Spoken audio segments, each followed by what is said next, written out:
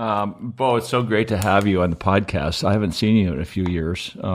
Nikki and you guys used to fish together a little bit in one of the tournaments, but I think a big part of your audience might be from Silver Kings when you were hosting that with Jared Raskob. Sure, and right? with Rob initially. Yeah, in the first 2 years with Fordyce. Yep. I think everybody loved you because you were always screaming at everybody. Paul Newt, I'm so sorry about Ed Young, Paul Newt. Let me tell you something. The list is long enough, but it went fast. I've got a couple of people that I fish with, some good old boys, one from Tennessee, and he said, after a while, he goes, you just start becoming friends with yourself. And I'm like, what do you mean? He goes, you just start looking at things and you look at yourself in the mirror and you say, do I need to change this or not? And he goes, you be honest. And he goes, some things you change and some things you just become friends with yourself with. And I was like, all right. And so here I am, 40 years old. I'm friends with myself. I can tell you right now, I'm friends with myself. Oh, gosh. Let's talk about that show a little bit because I think it really had a huge audience because it was so riveting because the key celebrity of the whole show were the Tarpon. And in the format with the tournaments, chasing them down, for you. Well, first, tell us how they got started, because Nikki was your client, correct? He was my customer and a good friend. So you guys owned the show together. We did. He was just a great guy, a great person, funny, laid back, just really got the bug, and wanted to do it. We only spin fished when we first started fishing together. And then within 3 or 4 years, he was only fly fishing. And he had some time on his hands. His business had done well, his family business, and so he was looking to do something else. And he said, hey, look, he goes, have you watched fishing television lately? And I was like, at that time I really didn't watch TV. And I was like, I haven't. And he goes, well, I'm going to tell you, it's not great. He goes, it's an infomercial. They're always trying to sell you, equipment and stuff. He goes, you can't ever get to the fishing. He's like, as soon as you get to the fishing, you're losing the moment. Mm-hmm. And he goes, and there's no storyline. Mm-hmm. He goes, it's the same shoreline, the same top water, the same this. He goes, we should do a fishing show. And I'll never forget, I was on the polling platform and he was facing the other way. I said, turn around and look at me. He turns around and I said, what did you just say? And he goes, we should do a fishing show. And I'm like, what do you know about fishing? Shows. And he goes, well, I don't know anything. He goes, but I know how to get people together to accomplish a common goal. And I said, all right, what do you think we should do it about? He goes, well, it has to be tarpon. He goes, you can see them eat. You can watch them track a fly. When they eat, they jump. He's like, it's got to be tarpon. And I said, okay. And so we start talking. He goes, I think it would be incredible to highlight the tournaments. And so me in my young age, and wanting to have the, just that image, right? And trying to work your way to the top, take any kind of break that you can get there. I was like, okay, let's do it. And so then he looks at me and goes, all right, well, what do we need to do? And I said, well, if I pitch this thing to any of the tournament directors, they're going to look at me and say, not only are we not doing this show, but we're not going to let you fish the tournaments anymore. So I said, we got to find somebody with some weight that has been around, that fishes these tournaments, that has a commanding knowledge of tarpon fishing. And we need to get him, with us as a partner. And he goes, who's that? And I said, well, it's Fordyce. He's done. He was always in the winner's circle, top 3. And so and still is. And I was, and right? I just was like, this is, and it's in the tournaments and he obviously has been doing it his whole life. And so we approached him. We went out to dinner with him and Catherine and had some Mexican food and sat down and pitched the idea to him. And he was like, we'll get back to you. And sure enough, we got together and that's how it all started, was between Rob and Nikki and myself. How hard was that trying to produce this show, but yet still guide in it and try to win this tournament that you're producing?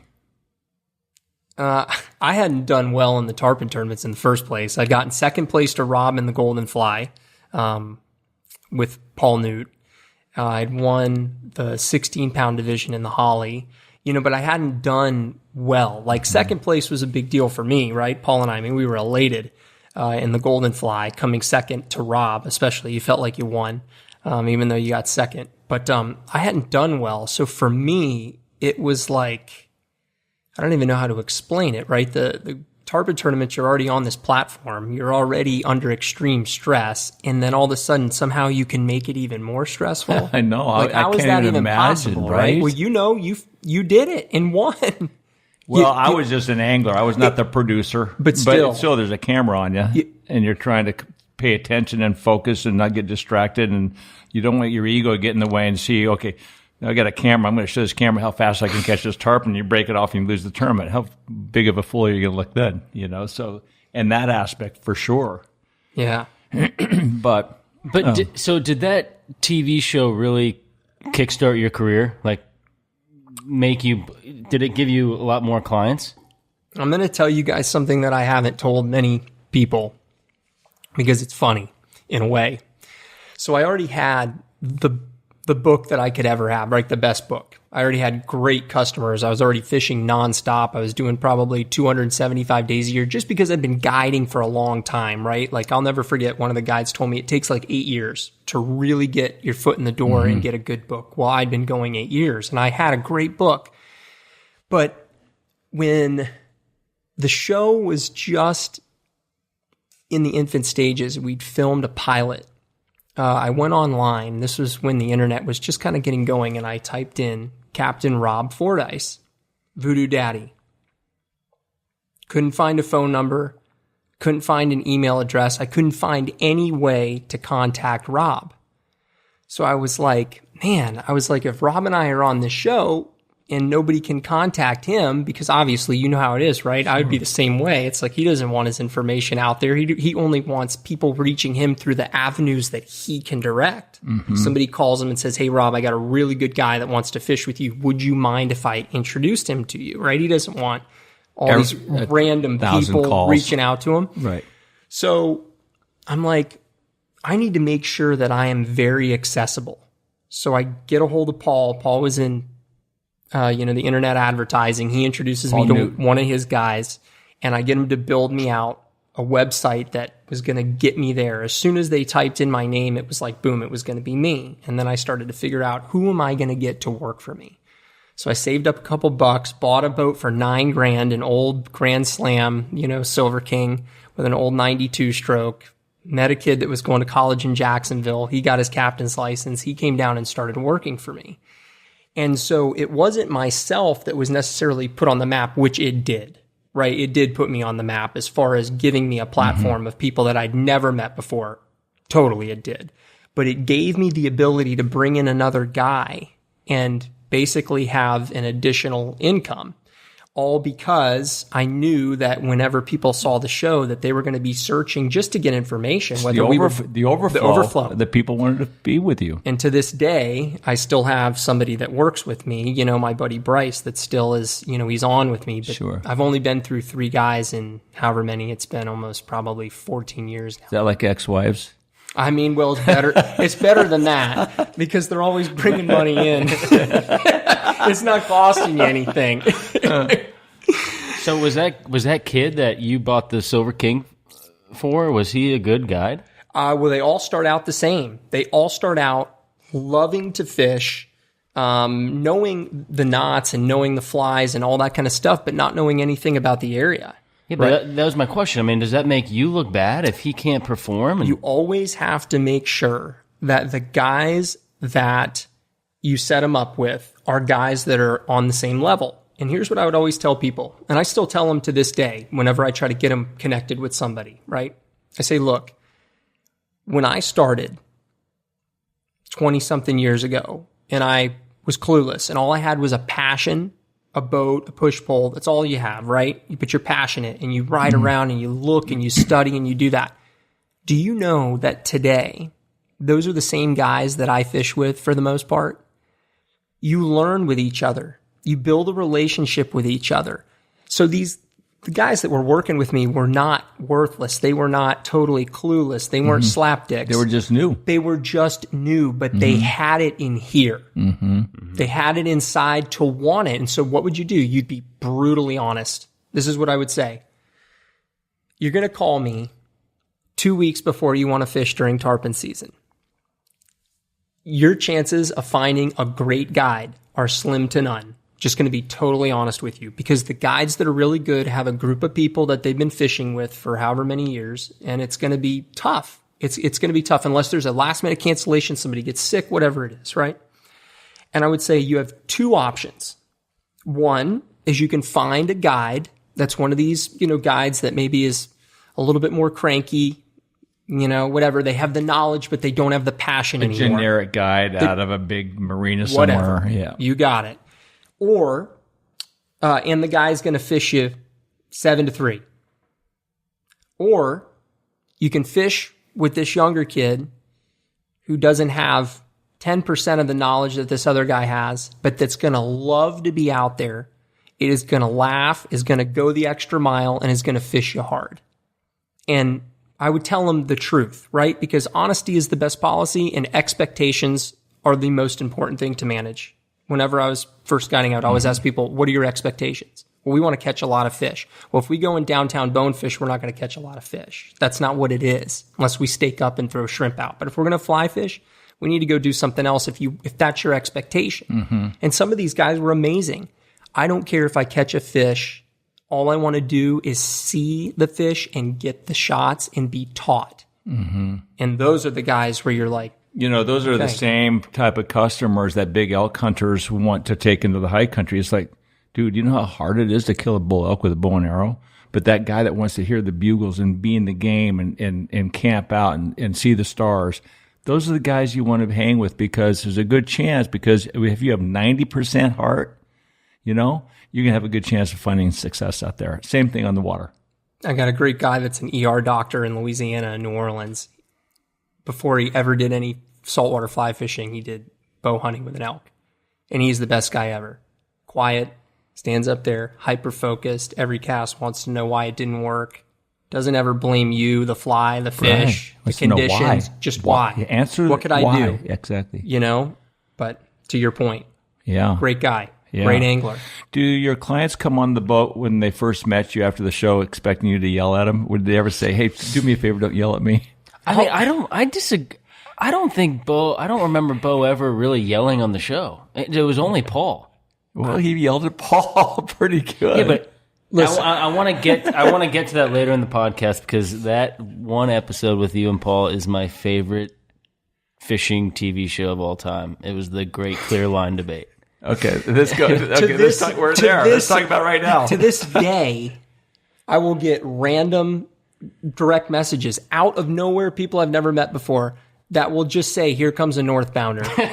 Never met the guy, don't know who he is. It's just, that's it. And there's no other conversation after it. Just so funny. That's how much of an impact that those two episodes, the Clear Line episode and the northbounder. It's almost like Seinfeld, no soup for you. No soup for you. Yeah. But my whole thing is this, like on the boat, I take it very seriously. I don't put the blame on anybody that doesn't deserve it. I don't. If I'm not finding fish, or if I'm not getting the boat where it needs to be, I might be on fish, but I can read the fish, and I always watch when they come up, and I'm like, they're not feeling it. And if they're not feeling it, or if the cast is such that 90% of the people that get on the boat could not make it, I'm not getting upset. I'm not getting aggravated. Sure. I'm not getting any of that. But what happens is, I always tell people, it's just like this. You're playing one of those games like Pictionary that has that little timer, and it starts off and it goes dee, dee, dee, dee, dee, dee. And by the time you're almost about done, where you run out of time, the timer's going dee, dee, dee, dee, dee, dee, dee, dee, dee, dee. And so what happens is, all day long you're hunting. You're hunting, and man, some days are tough, and you're out all day, and you're pushing and you're searching and looking, and nothing. And yes, the guy's getting fatigued and he's getting tired, and his whole focus, which in the tournaments is so important, everything is starting to dwindle, and you're losing him, and you're losing yourself. It's hard to stay focused. And then all of a sudden, what do you think happens? That one stop that you make, and here they are, and they're doing it, and they're happy, and there's not a boat anywhere near you, and you're like, we're going to do it. Right now, we're going to do it. And then all of a sudden, first cast, hook yourself in the back. Second cast, hook the push-pull. Third cast, you're stuck on the rub rail because you... And then all of a sudden, I start to get a little, where I'm like, okay, we need to pull this together. This is our moment. This is it. And then, from there, that little timer starts going. Do you hear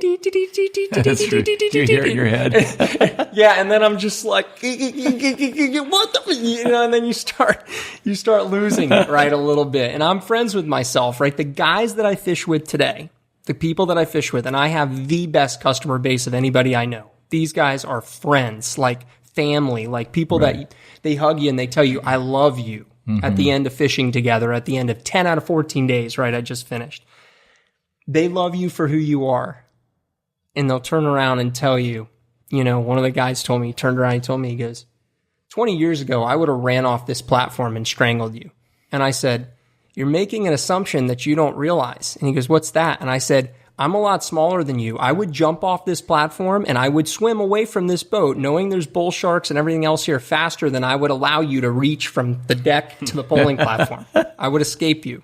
But, and we laugh it off. And it's just like, it's so great. But you were vacillating on becoming a lawyer at one point in your life, right? And you studied? Passed the bar, yeah. Yeah. So tell me about that dichotomy with being a lawyer, fishing guide, money, stability, outdoors, in a courtroom. Yeah, I mean, the hardest part about it was I've been blessed with the most amazing family.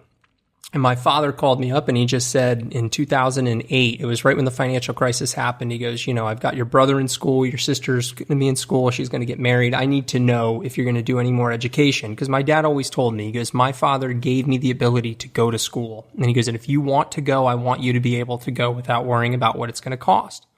Amazing opportunity. So he goes, this is your, basically get off the pot moment. You got to choose. You got to tell me this isn't going to be an open door. So I took the LSAT. Did he put the pressure on you to become a lawyer? No, just to make the decision of whether I was going to or not. He didn't want it hanging over his head. Yeah, which I get it. And so I took the LSAT and I got a decent score and I just applied to FIU. It was the closest school to Islamorada. I knew I could drive. I was living at Jared's house at the time. It was like an hour and 15 minutes from his parents' house. And so I was like, I can drive it. So sure enough, I get accepted, and it took me 4 years. I was going mostly part-time, but I graduated, and by the time I got done, I'd worked at the prosecutors for 1 year, prosecutor's office in Islamorada, and, it was a $38,000 a year job, and of course you work towards it, right? You go out, you get some experience, you become your own, boss, and you do all that stuff, but, I mean, I don't know, I've always been so blessed.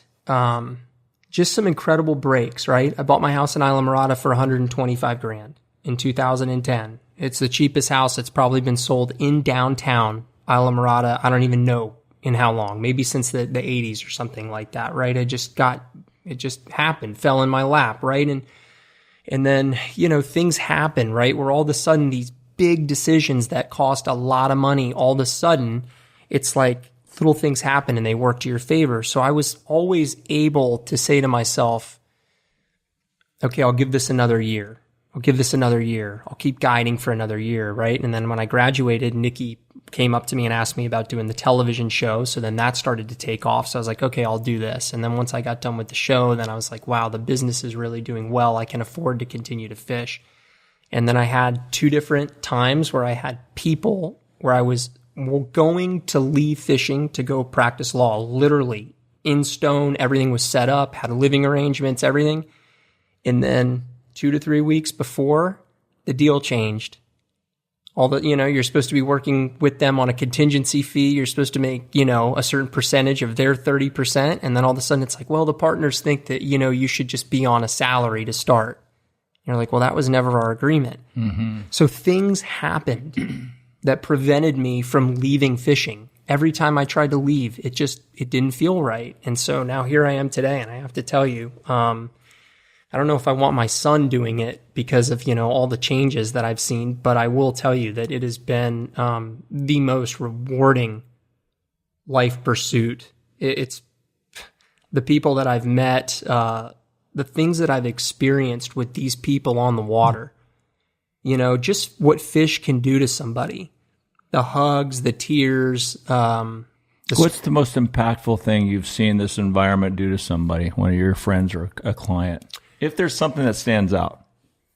I had a guy that was blind that I fished with, and we didn't fly fish, but we floated crabs at the bridge, and he got a tarpon to our hands, and took us right up on the flat. And he jumped in the water and put his hands underneath it and felt the fish. Wow. Very cool. Yeah, you know, hearing it run off, screaming the drag and hearing the jumps and all that. And I mean, you know, you just put that, that's visual into a guy's eyes that can't see.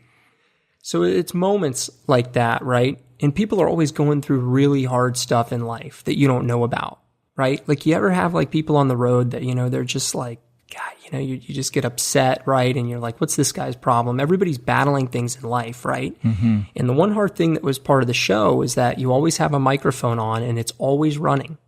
The camera might not always be running, but the microphone's always recording. And so when you want to have these in-depth conversations that you have with people, there's always that, you know, big brother. Someone's on the camera boat listening. They have their headphones on. And so you wouldn't be able to get into these really deep conversations that you have with your friends, right? Your customers, and they go deep. And so, without those moments over the last 2 years of my life, I might not be here today, because those conversations that I had to have with people that were close to me, pulled you out of a hole. Oh man.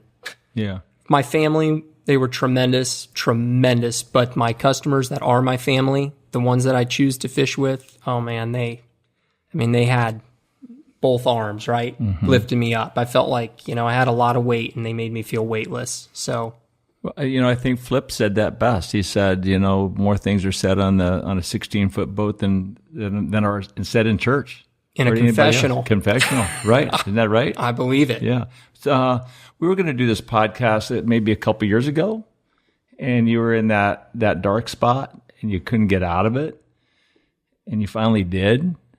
If you care to go there, we'd love to hear how you got out of it, because we all go through these hurdles, and you have this block that you got to get through. You can't go around it. You can't go over it. And wherever you look, it's here, right? So your entire being is behind this black whatever. And you got to figure out how to get through, and you're not better until you're free of that. How did you get free, and what was that issue you had? Well, I can tell you that as a guide, you always like to be in control. You decide where the boat goes, which is where you're going to fish. You decide what fly you're going to throw. You decide when the guy starts his cast. You decide when he starts to strip. You decide how he clears the line when he gets hooked up. You decide how he fights the fish. You decide when you start the boat up, turn it around, and go home. You own him. Control. Yeah. You are a control person. So when that black hole is here, it's the unknown, and you have no control over it, it takes you to a dark place. You can't control it. And for me, it was, you know, a divorce. And I grew up in a home where my parents are still married. And, you know, my parents went through it, and I heard them go through it more times than not. But my dad worked hard, and he supported us and taught us, you know, how to be good men. And my mom nurtured us and loved us and, you know, just took such good care of us. And so I always assumed, you know, that I would be married forever, right? I just assumed that that's the way it was going to go. But when I was faced with, you know, going through this divorce, and there was all this uncertainty, a big part of it is ego, right? And you learn that. You know, there's so much that goes on with ego, because as a man, and women too, but as a man with a family, I always look at the man as like the head of the household, right? And I'm a firm believer in always assuming that, you know, the buck stops with me. I'm going to take responsibility. If I need to pass it along to somebody else down the road after I've taken some time, that's one thing. But initially, my first reaction is always to take responsibility, because, you know, I'm a man, I'm the captain, right? Whatever I'm in, whatever position I'm in, I always look at it and I say, this is my responsibility. So the ego is the big part, right? It crushes you. Especially if the circumstances are such that, you know, you're losing this, you know, your wife or somebody else or something like that happens, then it really, you know, it's impactful. But, I have to tell you, for me, outside of my friends and family, which without them, I probably wouldn't have made it, because they were unbelievable. My aunt, you know, just sending me Were you food. suicidal? No, never suicidal. Because the thing is it's like, it's not that bad. I still had an ego, right? I would never kill myself to Right. allow, it's like, what are you going to do? Take your own life? But people say, I don't know if I would have made it. Well, I went through that at one point. I just did not want to wake up in the morning. Not that I was going to kill myself. yeah, I hear that. That's what I definitely could, associate with that, or maybe, end up in jail. Something like that. I don't think I would. Oh, I know where you're going with that. I don't think I would kill myself.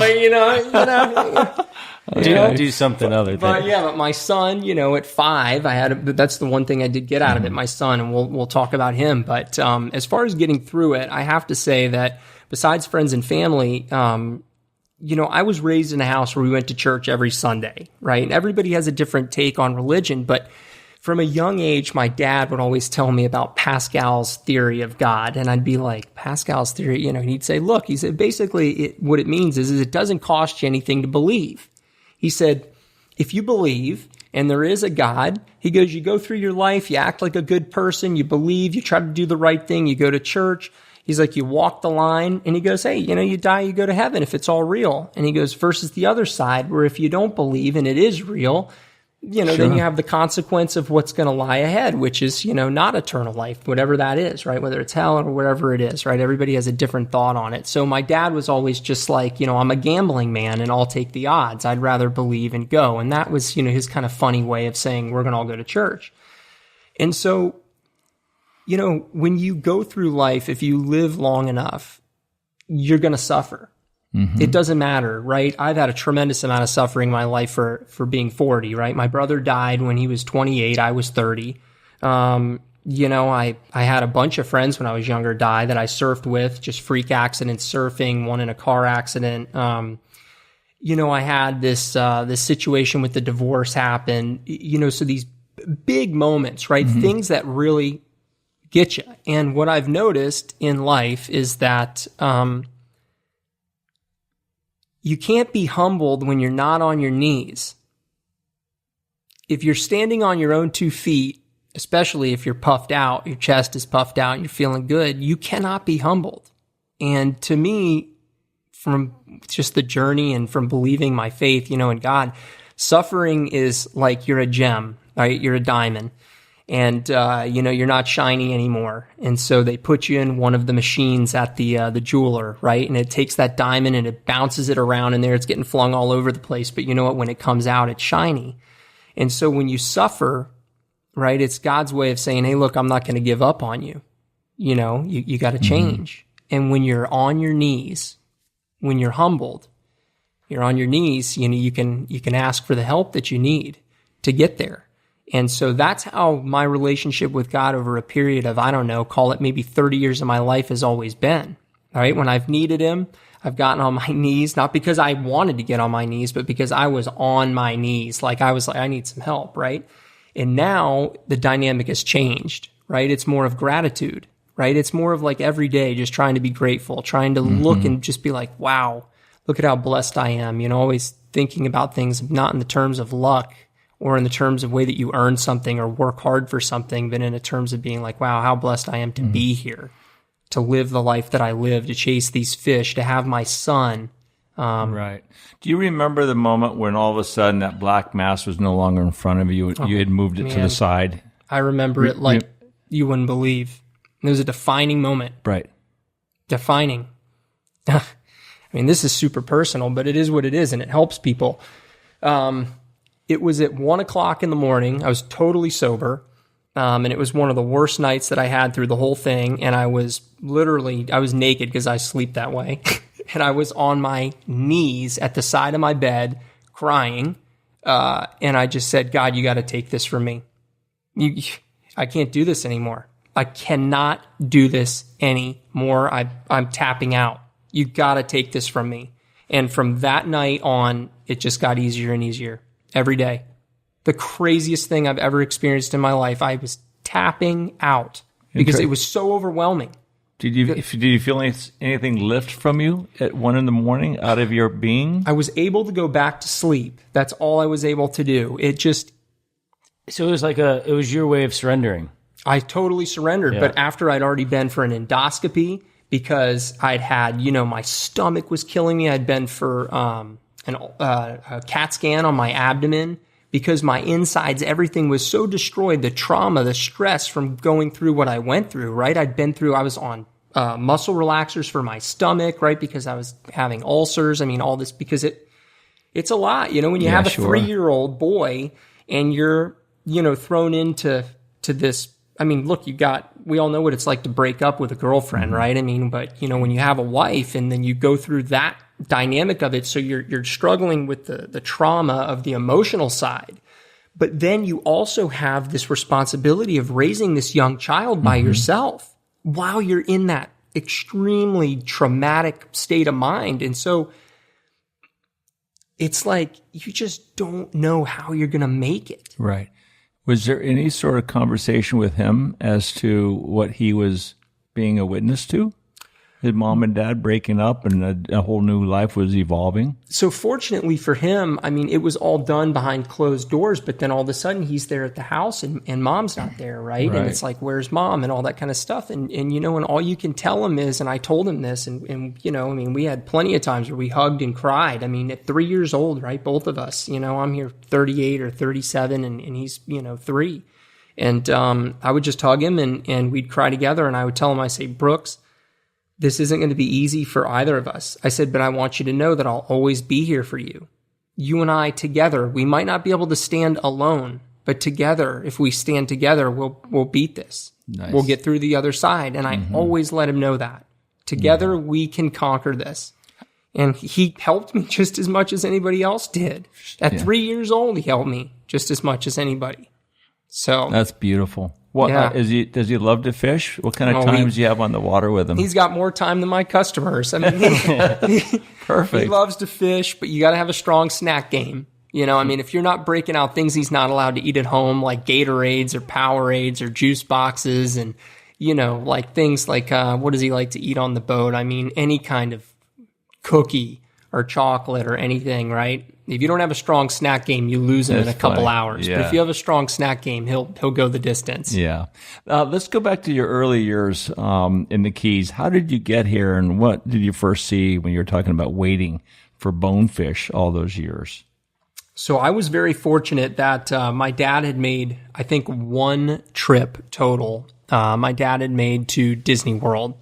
And he had decided early on that the amount of money that it cost to go to Disney World did not make any sense when he knew that he could get a place for the month of June in Islamorada. And so in 1985, I mean, I think it might have cost like, I don't know, $1,500 for the month of June. And so we would be on the ocean side from, I don't know, it was from June 1st until, July 1st until I was 18. We would always be somewhere between upper mat and lower mat, but it was the most amazing experience for me because I'd get out of school and we would go straight to Islamorada every single year. And back then... And you grew up in Jupiter? Grew up in Jupiter. Okay, right, born and raised in Jupiter. And we didn't have much of an inshore fishery. We had an incredible snook fishery in the inlet and out on the beach during the summertime when you couldn't keep them. Incredible. And we had some stuff in the Loxahatchee River and, Jonathan Dickinson State Park, but nothing, no flats, right, like we have here.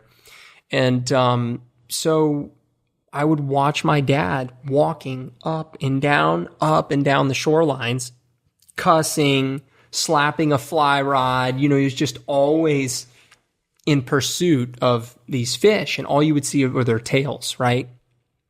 And so from the time that I was probably 5 or 6 years old, I got the bug, but it wasn't until I got to be a little bit older, till I was 9, that I knew that I was going to be a guide because at the end of the day, my dad had spent the money to go down there to stay, but would never hire a guide. So, what did a guide mean to you when you were 9, when you heard the word guide? You show up at the boat, you get on, the guide goes to the spot, he comes off plane, he does this, and the fish just float up, and then you start to catch them. And I never got to experience that. So I was like, that's going to be me. You're still looking for that lightning to strike, aren't you? Some days it feels like that. Some days it feels like you pull off plane and you go, and then all of a sudden, and it's like, and you make one cast and there he is, and the people turn around and look at you. Have that ever happened before? And you're like, not that often. But so that's so how let me it ask started. you this: every day you get off plane, do you do this just in case they show Oh up? man, let me tell you, I talk to them all day. But the bonefish was the reason why I started guiding, right? Watching the tailing fish, watching them, and how difficult they were to catch, the size of the fish, what it sounded like when you would hook one, how they would just scream off.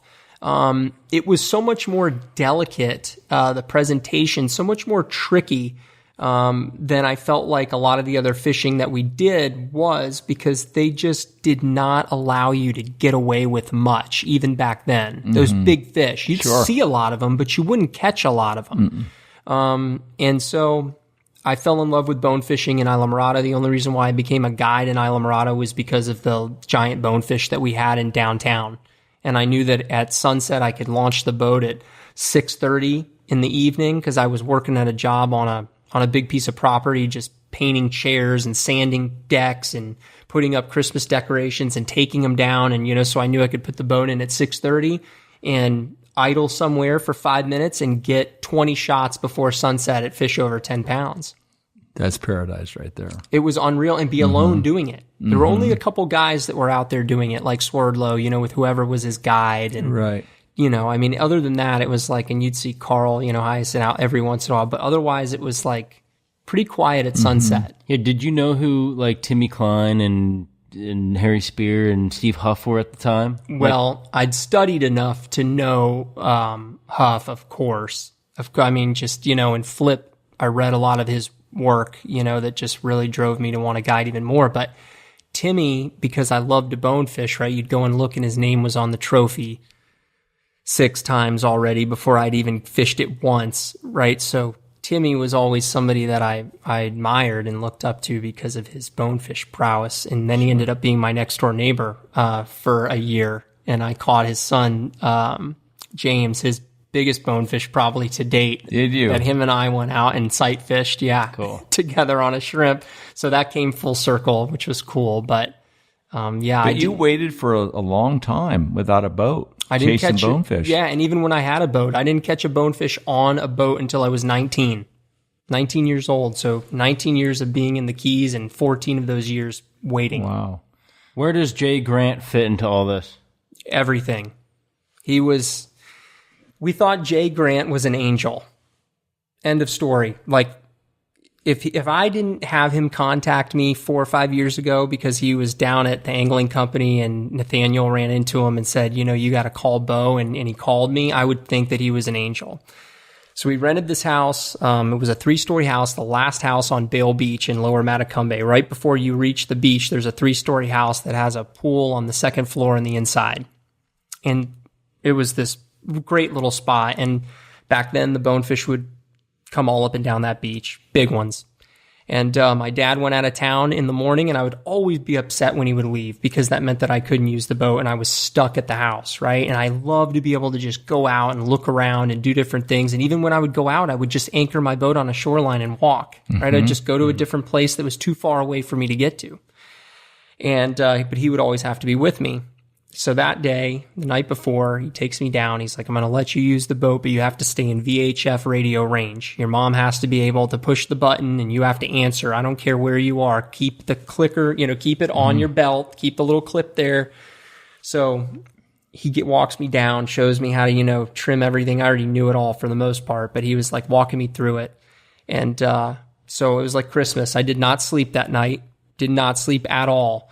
He would get up at 3:30 in the morning, and he would get in his car and he would drive to, West Palm Beach, where his little law practice was. And so as soon as I heard him start the car, I just got up out of bed. It was like 3:30, 3:45 in the morning, and I started getting all my stuff, loaded it all out on the boat, got everything ready, and trimmed the engine down. And it makes it about maybe a quarter of the way, and all of a sudden it makes just the most like nails on a chalkboard noise. Just and you're like, and I look back and the engine's not going down. And I'm like, oh, maybe the little kickstand is there. So I go back, I have my little spotlight, I look at it. No, the kickstand's up, no problem. So I keep doing it, nothing. Will not go down. So the sun gets up And at this point, I've exhausted everything. The battery's dead. I've tried to trim it down for so long. The battery's dead on the boat. My dad doesn't have a cell phone, nothing like that back then, right? So you're not like calling him until he gets to the office. And I was literally in tears, right? It's Christmas morning and Santa Claus didn't come down the chimney, right? There's no presents. And I'm just sitting there. My dad's gone for 3 days and I'm stuck at this house with my brother who's, 2 years younger than me and my little baby sister who is 7 years younger. And I'm like, I am going to have nothing to do. So I had my feet hanging off the dock with tears coming down my face. And I literally looked down and 2 absolute giant bonefish are going right under my feet. I jump up, run to the corner of the dock, watch them as they keep going. I get in the boat. I had a little troll right, thing full of shrimp, a little bucket. I had board shorts on with no shirt. I stick about 6 shrimp in my board shorts and I grab my spinning rod and I start running after him. This is right at sunrise, probably 7:15 at this point. And I get maybe 100 yards away chasing him from behind, which is always not a good tactic. They felt me. They knew I was there. It's muddy. So I look up and then here's this figure on the horizon and he's not that far from me. He's about maybe like 150 feet from me. And I see him and, being raised in a household where my mother was a worrier, total worrywart, and she always was mother hen and protected us and didn't want us going anywhere. I got this weird vibe and I just did an about face and I started going right back to the house, right to the dock. I was like, no questions asked, bonefish or no bonefish, I'm out of here. And this guy goes, hey! And I just keep going. And he goes, hey, you! And I stop and he goes, you! And I turn around and he goes, come over here. And so I was like, what do you do, right? So I start walking slowly towards him. He starts walking towards me. He's got this long hair, gray hair. He's got, no glasses or anything on first thing in the morning. And he's got this old white buttoned up, like some kind of sport shirt, right? Fishing shirt on. And it just had rust in the bottom of the pockets. And just all beat up. And I get up to him about as close as we're sitting to each other. And I say, yes, sir. He goes, what are you doing out here? And I said, I saw some bonefish. And he goes, you did? And I said, yeah. And he goes, how? And I said, well, I was sitting over there by that dock and they came right under the dock. And he goes, well, what are you doing out there with that? And I was holding the spinning rod. And I said, I was going to try to catch one. And he goes, you know how to throw a fly rod? And at that point I did. I was 12 years old. I'd already been to the Bahamas, caught bonefish on fly, caught redfish on fly. So I was like, yeah. I do know how to throw a fly rod.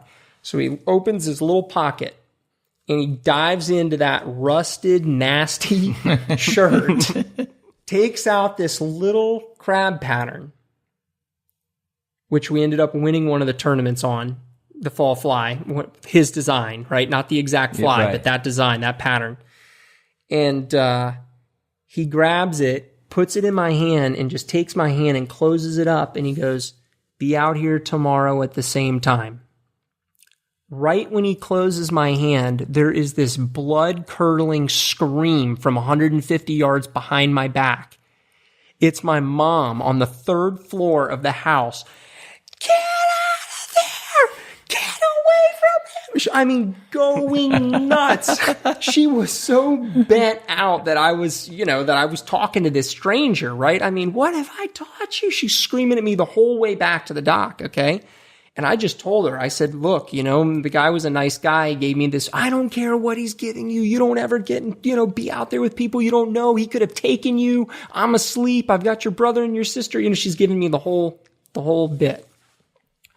So anyways, I get back, call my dad on the phone, tell him what happened. I get cussed by him because I broke the engine. And now, we got to go to Sandy Cove and see if they have the parts. It was an old Evinrude 2-stroke 40. Right? So you're sitting there trying to deal with that. Now the boat's going to be down. Now we're not going to have a boat. So I'm going through that whole thing. Get off the phone with him. Go to sleep. Wake up the next morning at 5 in the morning, 4:30. Couldn't sleep. Go out there, rig the fly rod up with the fly. And this time I get in the water. And I'm just standing there right when the sun's coming up. And here come 3 giant tailors. Giants. I was in I don't know. At that time, I mean, I've got the pictures. I'll make sure everybody gets to see it. But, I'm emaciated. I mean, I'm 11 years old. I weigh maybe 70 pounds. I'm skin and bones. And I'm just in waist deep water, thigh deep water. And these things are just absolutely throwing mud, just taking turns, 2 of them at a time. One comes up.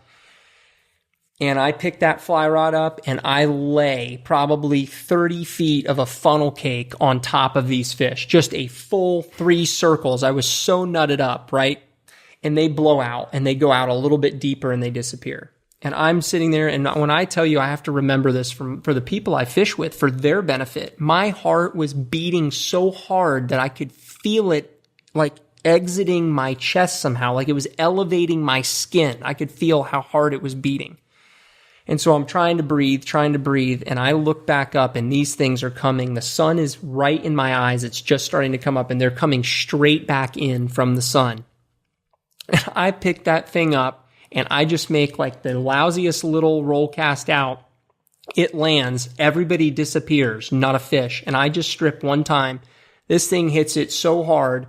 When I tell you it cleared the line like this, I mean, immediately screams out. I finally landed the fish. I was up to my neck, like up to my chin with all the sea fans out at Bale Beach, literally holding the rod up here. My mom finally runs out to the dock. She has a Kodak camera. I get the fish up. We get some amazing pictures together, right? Accomplishment of my life. I never caught a bonefish bigger than that in Islamorada. I didn't until later in Biscayne Bay with Joe Rod, but it was the fish of my life. Still is to this day, really. Yeah. And so we take the photos, right? And immediately we get Bert, my brother, and Katie, my sister, up, get them up. We're going to 60-minute photo. It used to be right across from where they had Eckert's. They had a 60-minute, you bring it there and they do it. So we brought it right away. They did it. We waited for 1 hour. I got all sorts of sizes right at the time, 8x10s, everything you could ever imagine. Bring them back. I get back, I look up on the beach at Bale Beach. There's the old Jimmy, black with a red top and a yellow kayak right on top of it. And I knew it was that guy from the day before because I saw the Jimmy sitting up on the side of the road with the yellow kayak.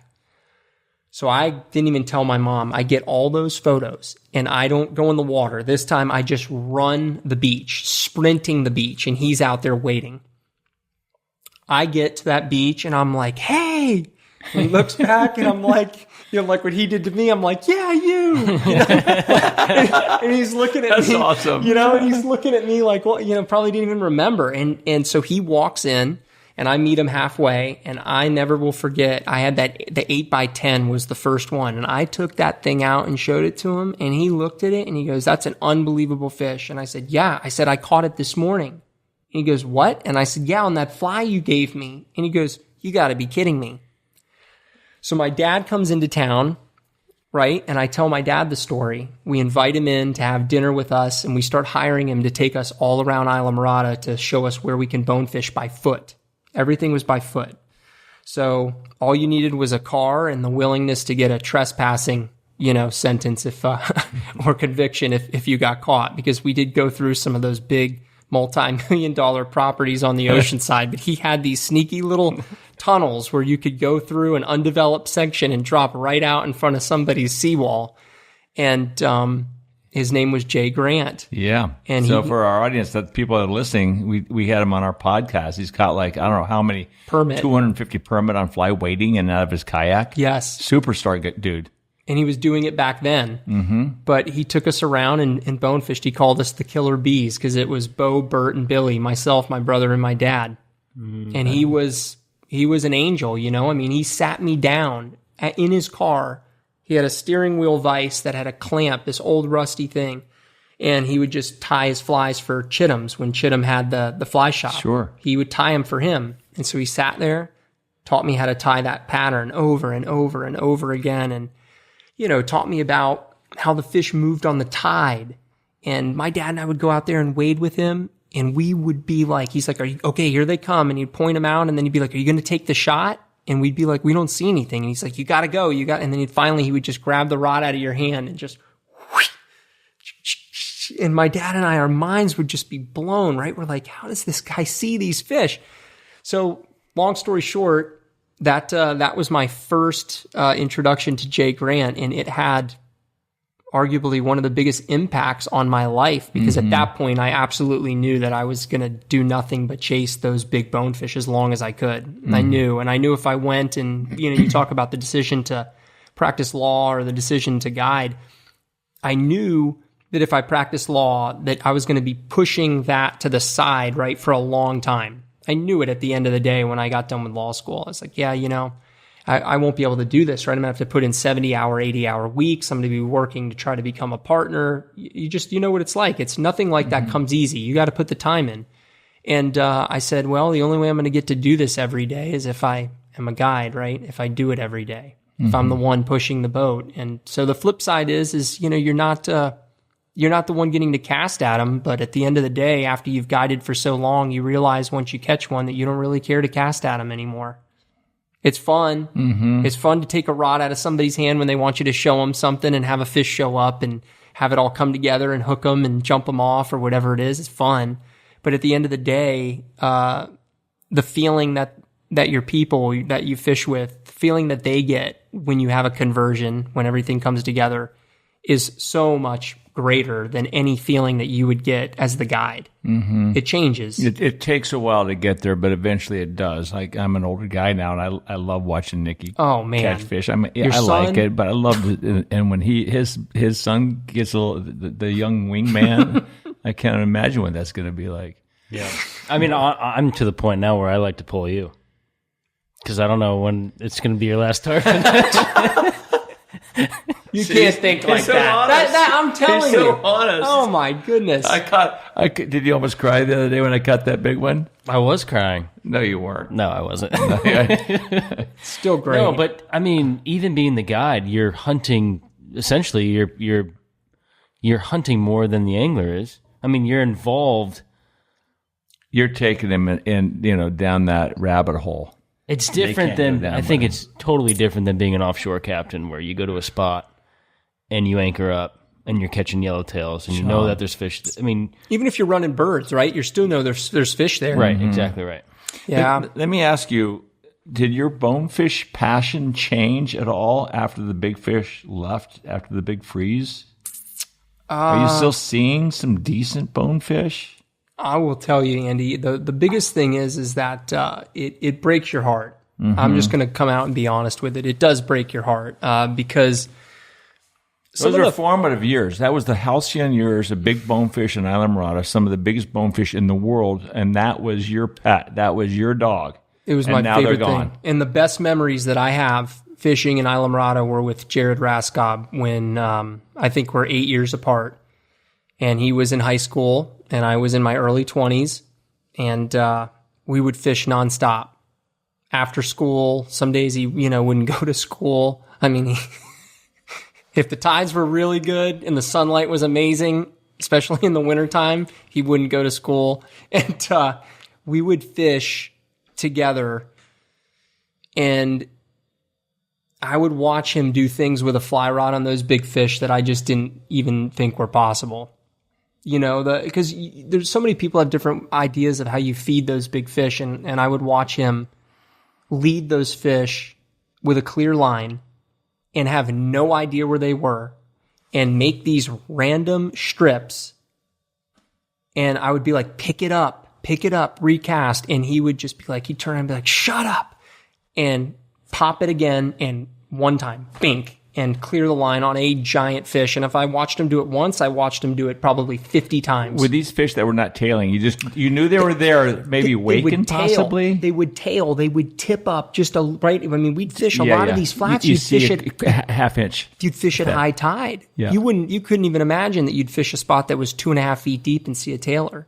You'd fish these places when the fish got in there at high tide, especially at sunset or sunrise, was when we would love to fish them, right? And it just blew me away how, back then it wasn't like today where you got all these clear tips and all these clear floating fly lines, right? If you didn't have a Monic fly line, you didn't have a clear fly line. Nobody else made a clear fly line. And so it just blew me away to watch how he knew where that fly was in relation to where the fish was. And sometimes, I'm not kidding you, minutes would go by like 2 minutes would go by with him sitting there intently watching the water and seeing a little tip come up and then move over here and a little tip come up and then move over here.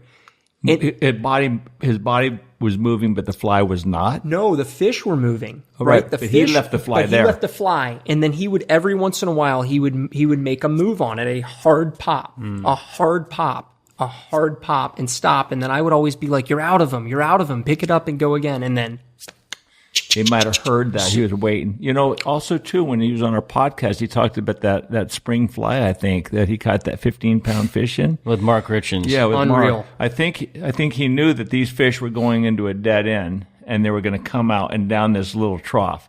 So he put the fly in there, and like let it sit. 20 minutes later, catch him. See? I don't think it was 20 minutes. But still, No, but that's how. So he just led the fish like extremely far and just let that fly sit. with an all clear line. all clear line. But he also may have known that the water depth might have funneled these fish as to Look, where he knew that fly was. He's in high school. I mean, that's crazy. I'm just saying. But he got to fish with Tim Mahaffey, you know, and those best. guys, right, during that time when the fishing was really good. And, you know, Jared's an athlete. You know what I mean? He's an athletic kind of guy. So it's like he Absolutely. can throw a fly rod, but he's also probably one of the fishiest people you'll ever meet. I mean, it's stupid. Sometimes things come very easy to certain people. And I'm not telling you he doesn't work hard, but he's fishy. He's extremely fishy. And I so did that TV show with him, and he blew my mind. those years Unbelievable. together when he was a teenager and I was in my early 20s fishing downtown Islamorada, that was the best. I mean, if I could go back and fish one of those days, and we talk about it all the time, it would be on this big northeastern first cold front of the year, and we're out there fishing downtown, and we just look up and I just start laughing, and he just turns around and looks at me on the pulling platform and he goes, "Where are they?" And he points his rod out, and I'm like, there you go. And I mean, it's like 2.5 feet deep, and the waves are breaking. It's so snotty and cold, and these things, there's 15 fish all over 10 pounds, and they're all just, every once in a while, one barely tips up, kicks a little water, and it's just mud pouring off their gills down current. And we're just sitting there watching them, and they're coming right to us. I mean, we talk about it. Those were the best conditions when it was blowing 20. Man, it didn't matter. But they usually liked wind. They loved wind because then they would mud, right? Like those big bonefish were really tough, even at sunrise and sunset, because they were super spooky. It wasn't ever a matter of whether you're going to get shots. You would get shots most days, but it was just a matter of whether you're going to get to feed one. Like Whether or even not you can get close enough to get a cast off. yeah, They or feel the boat. they feel the boat. They feel even like the fly when it would land in certain places. So on the days when it was windy, you could find them in a little bit deeper water, and they would mud so hard. And even then they were tough. They had mud all over the top of their heads, right? On their they're on like the flat gray. part. No They were way. Yes. Yeah, no. They had their fucking foreheads caked with mud. And they They would were have gray. and they would have red sometimes on the very tip of their nose from digging so hard. You would see that gray, that mud, and then there would be a little bit of red from them just absolutely hitting it too hard, you know, just burying their nose in. So when you caught the fish, you could see the mud still caked on the forehead? No, because they'd swim really hard Fast, and yeah. take off, and never. So you're just seeing it in the water. You can see them blowing over. Yeah, absolutely. They look gray. They don't look green. They look gray coming at you.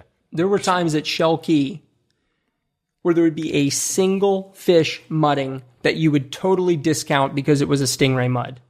Totally get away That's from how- it. yeah, that's Keep how much mud. pushing, giant mud, the size of this table. And you would just discount it. And the guy would say, "Oh, there's a mud." And you'd be like, "No, it's a ray." And then you keep pushing, and then you'd get downwind from it where you needed to go back upwind, and you turn around and you look at that thing, and the tails were so nasty sometimes. The bloodiest, nastiest looking tail. It wasn't like, sometimes you'd see some real beautiful ones and you'd catch them where they were picture perfect.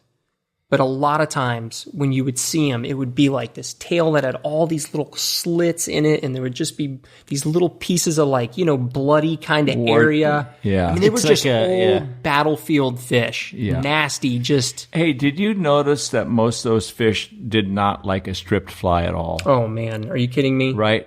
The best thing you could do was have them see it If you sink. bump it like this, they're gone. It was all about sliding so softly. Or, which I saw Jared do too, or having them when they're down, especially if it was 2 or 3 feet, mudding, and having it where it's landing, bink, and it lands and it's just sinking. And they come off the mud and then kick up and boom, eat it right on the sink. But the strip, it was like they knew. They knew when it was stripped that it was not real. All they wanted was that thing buried in the grass, and they'd see the blades of grass kicking over with the leader and the fly line, and they would see a little plume of smoke coming off the crab fly. Got it, and they would slide right over, and then you'd watch them just like a permit. Bing, pin it. Right, they'd go straight up, and then. You know, one of the tips that I learned a long time ago. A lot of times when they tipped up, if the tail was not moving, they were looking at it. But once that tail would kick, that means they're pinning it against the bottom. That was a tail tip, because if you stripped it like a strip strike, when they got up like this, they weren't there. But if you waited for the tail to do this, you strip and you're tight. The small nuances. It was amazing. Now that fishery's kind of gone, I mean, what gets you excited? What type of fishing gets you excited down here? I mean, look, I love it all. I would take a cane pole and go fish anywhere if it was somebody that I wanted to fish with. But now I'm like I do everything, but it's almost 100% tarpon for me now, just because I've dove into it so deep. And when you start to gain momentum with it, it becomes a lot of fun, right? And then when you lose the momentum with the bone fishing, it becomes not so much fun anymore. And there was a lot of times where those guys, everybody would be talking about how bad it is, and you would still be on them. And you would just keep it to yourself, right? And everybody like, oh, they weren't here, they weren't there. And everyone would be getting disgusted, right? Just like we all would if we saw it back then, but I wasn't there. I was still very much motivated and passionate about it. So I was pushing forward and enjoying it. And then all of a sudden after that, I mean, it was already getting bad, but then after that freeze in December of 2009, January of 2010, then it started to really get worse. And I think it was like by 13, which was the last year we had a weight fish tournament where you could actually bring a fish in and weigh it in. That was the second time Paul and I won it.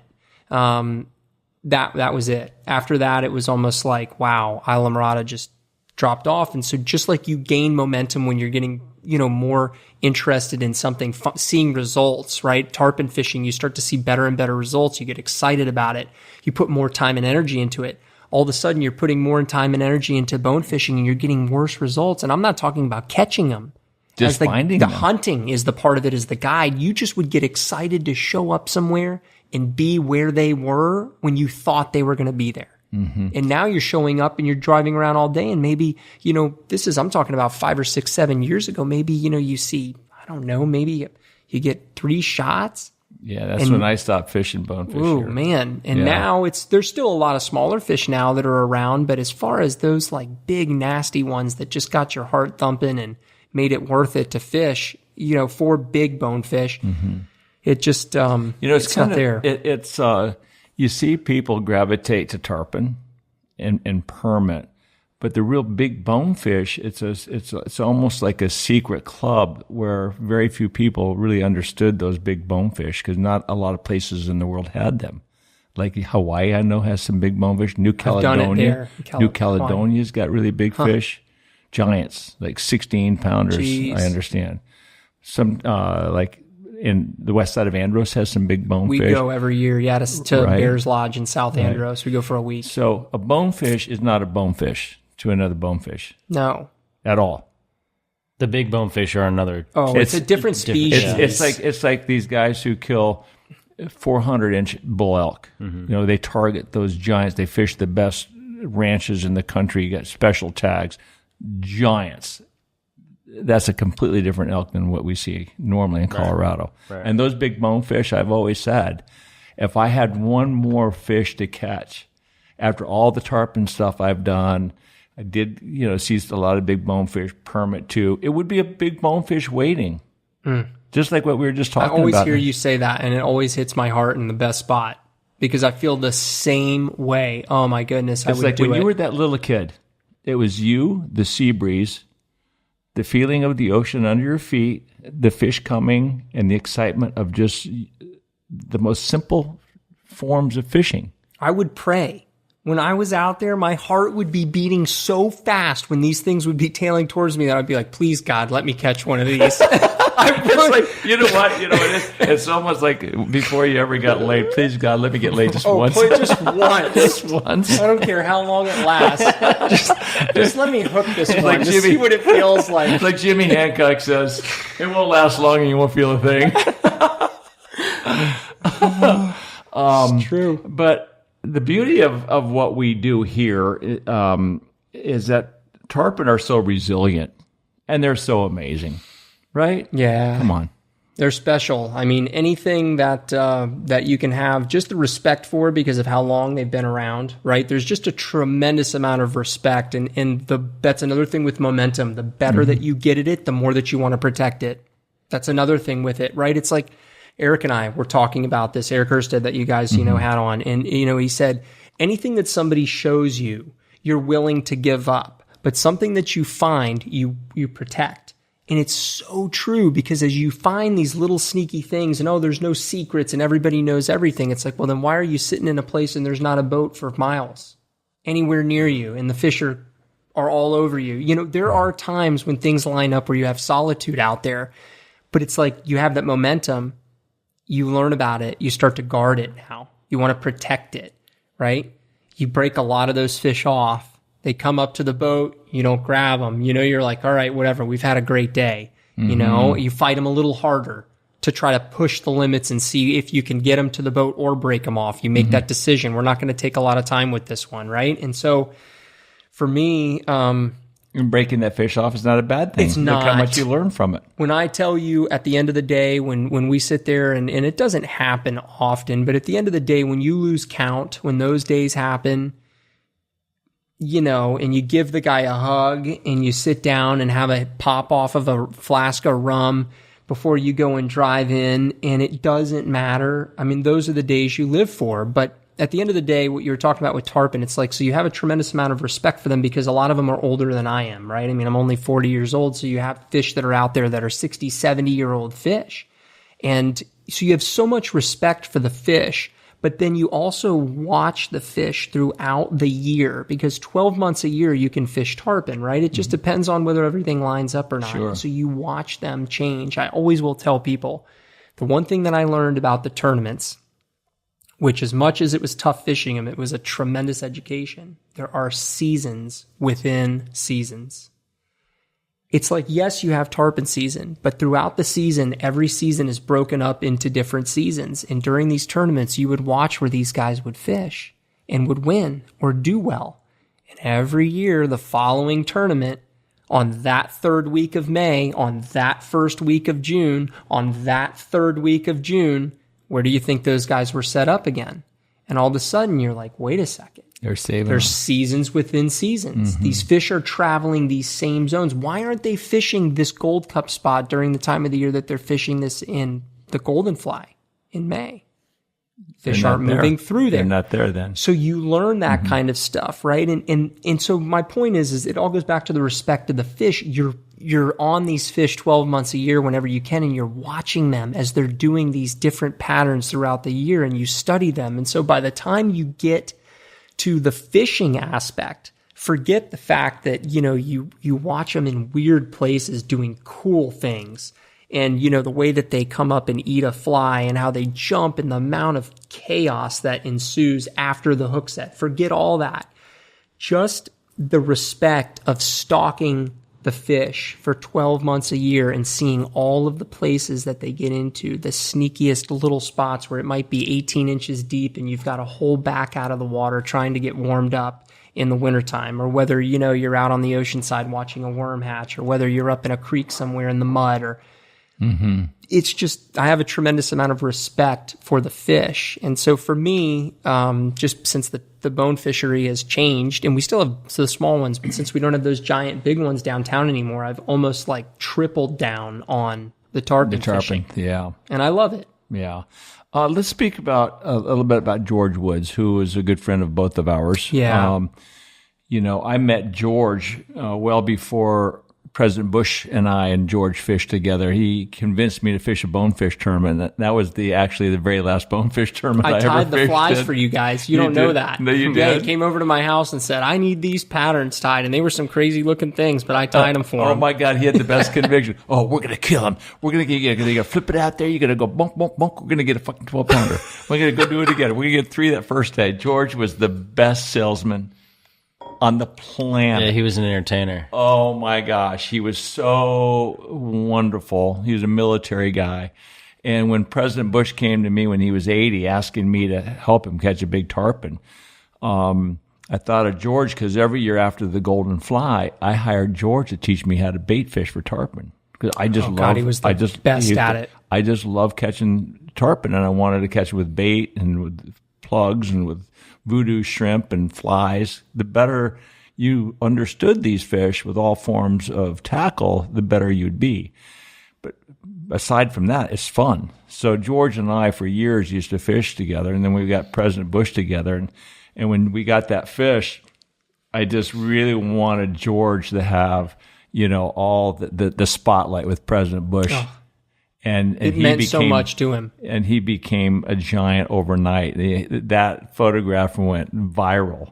But George was just such a really kind of like a loner, if you will, if I'm not mistaken, right? And he had his quirky ways, but he was one of your mentors, right? I'm going to tell you, I didn't have many or any mentors for that matter. I was fortunate enough to be in a ring of guys that were nice to me, whether it was, Andy Thompson or Joe Rodriguez or George Martinez, the artist who, fished with them, Brian Helms, especially Brian Helms. I was a kid when I met Brian. Taught me how to tie an Albright, showed me Rob Fordyce's book, Tarpon on Fly, gave me my first fly tarpon customers. So I had a good core group of guys that I could bounce ideas off of that would throw me a bone every once in a while. But no mentor per se. No mentor per se. And George... he just made it a point to always take the time to mentor me. He wanted to have a kid, like a mentoree, right? He wanted that because he would always tell me how it was for him. Cecil Keith was the one and Bob Reineman. Mm-hmm. He would always talk about them in the highest light. And he would always tell me about how he would be responsible for netting the mullet for them and how he would bring the bait to the dock and his responsibility as, being the one that was mentored, right, by the mentor and what it took in the old days and what it was like when you wanted to come down here and fish.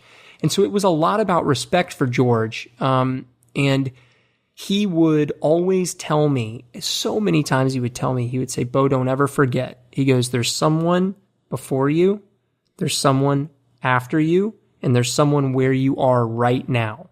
And basically he was just trying to tell you, don't ever get to the end of it and be too proud and forget, where you were. And don't ever, think that how it is. It's we all get upset, right? Like when we won the Fall Fly Bonefish Tournament for the first time, 2010, 25 boats, invitation only. When it was still big. Still big. Paul and I won. Less than half the field showed up at the awards banquet. One of the guides was at the Lorelei, and when someone told him that we won, I have a mug with Paul and I's picture on it that Paul made for me, and this was a quote from the guide. Once he heard the news that we won, it said, if you hear a gunshot in the parking lot, don't come looking for me.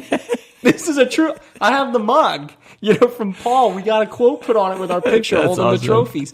So less than half the field showed up, right? So it's just... I don't know, it's a weird kind of game, but you look at that, right? And George was always trying to teach you that, right? Don't be too proud not to show up at that banquet for a young guy that wins. The best way to make them all show up, have an open bar. There you go, right? I used to always say, bar's on me. But why I couldn't get rid of them. Why wouldn't they show up? Was Paul or you not well respected? I think it was both of us, I think. We'd never fished it before. And look, I can tell you, I understand it now, having been a guide in Islamorada for 20 years. You get some new guy that shows up and, you're fishing the spots downtown and, you're driving around in your Hell's Bay and the whole and it's just like everyone's like, please, You know, the last thing we need is another one of these guys. And then you come in and you win the tournament, right? And so that, I get it. I totally get it. And I'm not telling you I wouldn't feel the same way now. But George was always pushing that, right? That humility, that to be humble, right? And he, when I would fish the Gold Cup, he would come over to my house and knock on my door the night before and ask me if I had a couple minutes. And I was like, sure. I mean, sometimes he would tell me, okay, we're going to go and cut the grass at my house. And it would be like 3:00 in the afternoon, 95 degrees outside. I'm like, George, I just got done fishing for like the 40th day in a row. I'm not coming to mow your grass right now. I mean, you know, he would stuff like that. But before the Gold Cup, he would come over, he'd say, now, what are you going to do tomorrow? And I'm like, what do you mean? And I'm like, tomorrow morning. And I was like, well, I'm going to run over here. I'm going to sit here. I'm going to do this. He's like, no, you're not. I'm like, what do you mean? And he's like, no, you're not going to do that. He's like, you're going to sit here on this point because the wind and the tide and the sun are all going to be at your back and they're all going to be working together. The fish are going to come right down this edge and this is what you're going to do. Would you change your game plan based on what he said? Sometimes, but other times you never knew what to believe, right? And you had to have your own game plan and your own ideas. But I have to tell you something, that the things that he shared with me were really good plans back in the day. And they were places where a lot of these guys did well, because in the following years, right, you would see the names that you would always want to watch, like Craig Brewer, right? You would see him sitting on that spot at sunrise on those exact same conditions the first day of the Gold Cup, racing to get there and stop. So he did have a lot of great things, but more importantly, to me, as you get older, you have such a small friend group. Right? When you're younger, you have so many friends. Everybody's together. Everybody's hanging out. Everybody likes you. You know, you have a great time. And then all of a sudden you get older and you get exposed to life and your friend group shrinks. It gets smaller and smaller and smaller. And so to me, when I looked at George and I saw how like he was kind of like a hermit, you know, he would always keep to himself and he would always just do his own thing. And I always looked at him and I was just like, man, you know, anybody that doesn't have a crowd around him is somebody that I'm interested in, right? It's like, it almost kind of like made me kind of scratch my head and wonder. And so, like a Jay Grant. Yeah, like a Jay Grant. For sure. And I booked that fish, you know, I booked a trip with George. I fished with him for the first time Easter Sunday, 2005. And, he taught me a lot of things over the years, some of which I didn't know were true, some of which weren't true, but which were great. It's like a tale, right? A good story. But I think also, too, I'm speculating here because I'm 72. I'm getting a little bit older. I think that you also, too, want to be appreciated and loved and not forgotten. Yeah.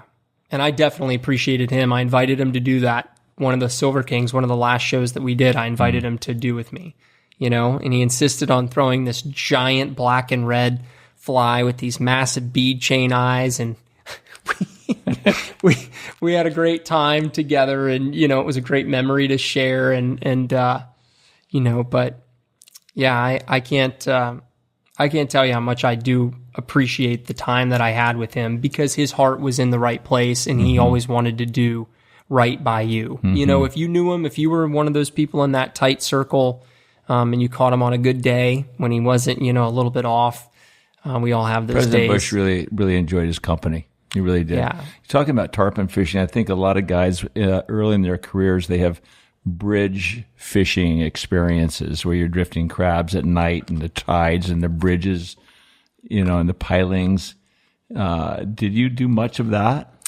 Yeah. So before I got into the fly game heavy, I fished in the dark during tarpon season. I mean, even when I was fly fishing, I would fish 18 hours a day.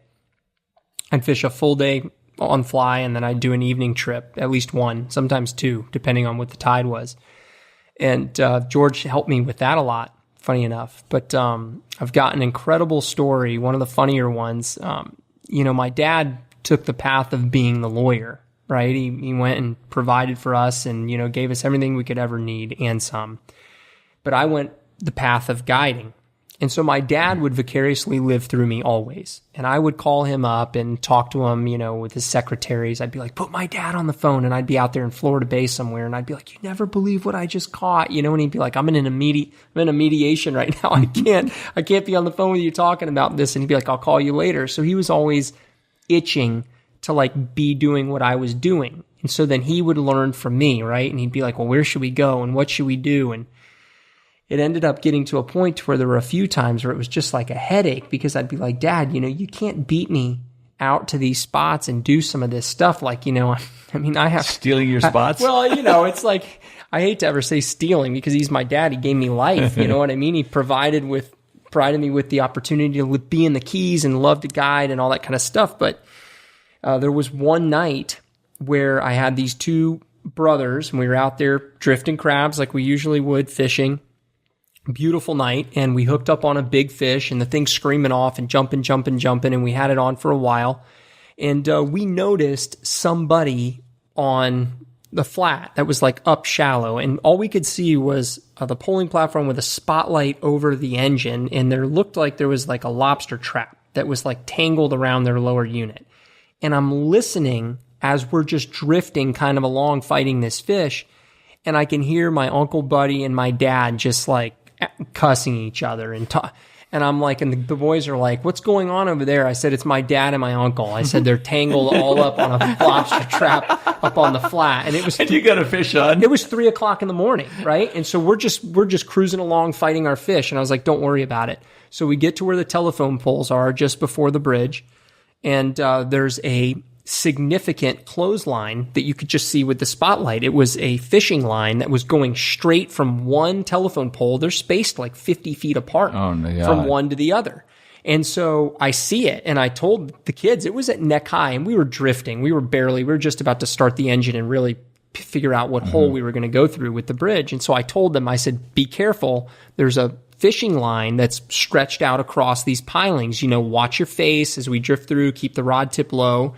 And so we're going to go through it. So we start to drift through it. The boys get under it, and it's coming up to where the polling platform is. And I knew I was going to have to grab it and lift it to put it over the polling platform. Could you cut it by chance? I had my pliers right there on me, on my waist. So I grab it, and when I get it, it's moving. Okay. It takes my hand to the left, like there's something on the line. And I look over to my right to the pancake flat by the little island by the bridge, and I'm like, there's no way. And they're like, what? And I was like, this is my dad and my uncle's fish. It's on here. and they're like, I said, no, I'm serious. There is a fish on this line. Like, it's taking line. I said, feel it. Put your hand up. So they get on there. So like, what are we going to do? So I was like, hold on. So we slide a spinning rod out from under the cockpit. Okay. We take it, and I'm like, now look, I said, put the fish on slack, the one that you have, the guy fighting the fish, open the spool, put him on free spool, let him go.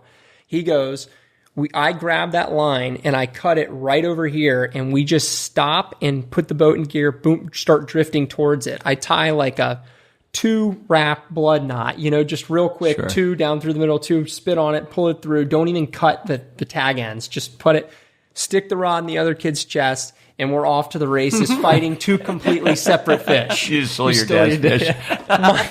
My dad feels the rod go limp as they're over there stuck on the lobster trap, and he's like, that was our fish. And I'm like, so anyways, we lose both the fish on the bridge, both of them. We don't land either of them. But we get back to the dock, and my dad had called me, and I was like, what were you guys doing? He's like, man, we were fighting this fish, took us up on the flat. We got the prop stuck in a lobster trap.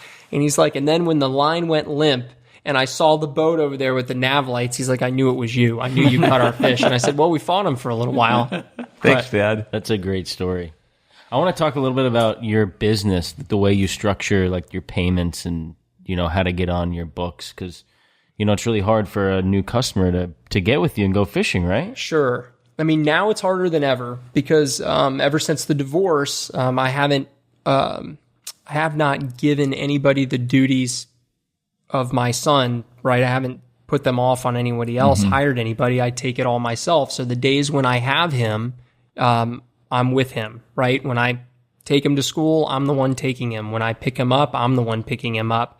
When he has a lunch, I'm the one that made it. When he has breakfast, I'm the one that made it, right? When his laundry's done, I'm the one that washed it. So I put a lot of time and effort into that. And what that's done is that's taken a book that was 275 days a year and has taken it down to 170 days a year. So I lost 100 days right off the top.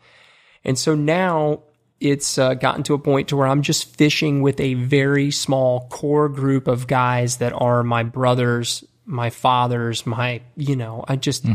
family. I mean, these are the people that that you just love.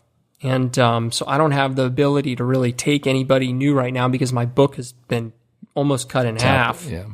But at the same time, I do believe, coming back full circle to how we talked about this at the very beginning, you have to have a way of looking at things when things go bad, right? When you're suffering and things are bad, you have to say to yourself that it's not meant to permanently disable you. It's not supposed to be permanent, disability where you can't recover. It's a temporary moment where it's made for you to look at the fork in the road. For you to grow. You got to grow. You got to choose. This road over here is the high road. This is the one that's tough. This is the one that kicks your ass. This is the one that makes you hurt, but this is the one that makes you grow. And then you got the one over here, right? Which is the easy way out, right? Where we all do it right at the beginning. It's hard to not take the low road before you realize that you needed to take the high road. You make a U-turn on the low road and you finally come back to the fork and you get up. But so why I say that is because everything does happen for a reason. And I truly do believe that. And the time that I have with my son now, even though I might not be fishing 100 days a year, is the most valuable time because we have the best relationship that I never would have had. I would fish so hard and so long and come home and maybe see him before he goes to bed and maybe see him in the morning before I would go to work. But we wouldn't have the relationship that we spend because it's whatever you get out of something is equal to what you put into it. Let me ask you this, and I hate to go here, but it's an obvious question. So do you think maybe since you were fishing so long, so many hours and long days, that was a part of the demise of your divorce, Positively. of your marriage? Oh, yeah. Yeah. I told you, I'm a firm believer in taking responsibility, and the buck stops with me. And I was the head of that household, and I definitely let things get away from me. I did. But in my defense, I have to tell you that as you grow older, you think of life as a list of boxes that you want to check. That's how I looked at it. Sure. Get married? Check. Have a kid? Check. Buy a house? Check. Business? Can't really check it yet. Still growing it. Still doing this. Win the tournaments? Check, right? It's all checks. And so when you get to the box and you check it, it goes to the back of your mind. And unfortunately, relationships aren't like that. Very good assessment. Right? Yeah. They're not like that. It's my dad would always say, because he would marry people, he would always say that, marriage is like a new car. And he said, you get it and it's amazing. And all you want to do is, nope, can't eat in it. Nope, wipe your feet off. Oh, nope, you can't drive it. Sorry. Every day you get home, you're checking it out. You're, polishing it a little bit. You want to make sure it smells good. And then he goes, a few months goes by and he's like, and all of a sudden you get back to your car in the parking lot and someone's hit it with the door and there's a little ding. And he's like, yeah, it upsets you, but you don't get it fixed. And he's like, then next thing you know, your buddy's there. You guys get back from a football game. You've had a few drinks and you're like, screw it. We're going to go get fast food. And you let him eat. And you guys drop French fries, and now ketchup is on the seat. And he goes, and after so much time, you lose the new car, right? Feel. You lose that maintenance that you would take and obsess over. And he would always say, look, a good marriage is just like having a new car all the time. Because you have to treat it with that kind of, sincerity, right? And it takes a lot of work. I think everybody that's been married 3 times like myself would definitely... say that's exactly right. But people grow apart. Here's the deal. You don't know what's going to happen 15, 20, 30 years down the road. People so at some change. point, you're not only suspect of whom you're, getting involved with, or who you're getting involved with, but yourself. Do I have the confidence myself to be making these good decisions? So then when you get back in, it's like, boy, I'm gonna take care of this because I don't want to ever lose it. You got it. All right, I'm going to change the conversation. Last question. How much Bitcoin do you have? Because I saw a couple years ago, you were taking Bitcoin. It was way longer than a couple years ago. Yeah, I won't disclose how much I have, but it was a joke. But are you still taking Bitcoin? Oh, I'll take it anytime you want to give it. I have to say, I have to give my all of my Bitcoin prowess to my good friend Sam Baker because he told me, I don't know how many years ago, a long time ago, when it was like $1,000, he'd been buying it since it was very inexpensive. And he said, you should buy a little bit of this. And I was just like, okay, well, by the time I got it set up, it was at like $3,400 or whatever. But I took his advice and slowly but surely he's mentored me along that path. And here we are today, and it's over $100,000. So at the end of the day, a client will transfer Bitcoin into your account. If I could get them to. Now Right. you can't even get them to Right. do it anymore. When Sam paid me for a couple of those days, 3 days, I mean, I don't know, Bitcoin was probably at like maybe $20,000 a coin, and now it's at 100, so I just made 5 times on my daily rate. Nice. It's But incredible. now you can't even get people to pay in it. They're too smart. You know, they want to hide it and hold it. Yeah, they don't sure. want to trade it. Anything we missed?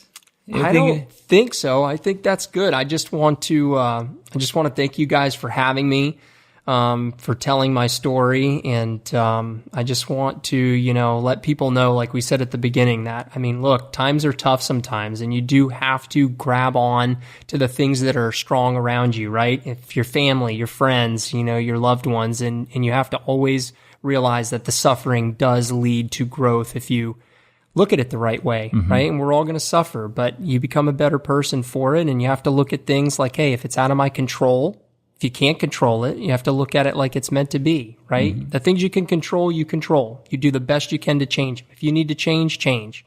But if you look at yourself in the mirror and at the end of the day, you're like, you know what? I'm doing the best I can. I'm putting my best foot forward. I can't control this. You give it up to God and you let the rest go. Peace will be with you. Hey, you my hope friend. so. Yeah, I hope right. so. That was a great way to end it, Bo. Yeah. Thank you Hey, so much, man. Thank Yeah, you. I appreciate Thank it you so so Really much. enjoyed it. It was great. Yeah. Glad we put this together. Me today. too. Big It was a time. long time coming. Yeah. When I saw it's West Side Story, when I saw it's just a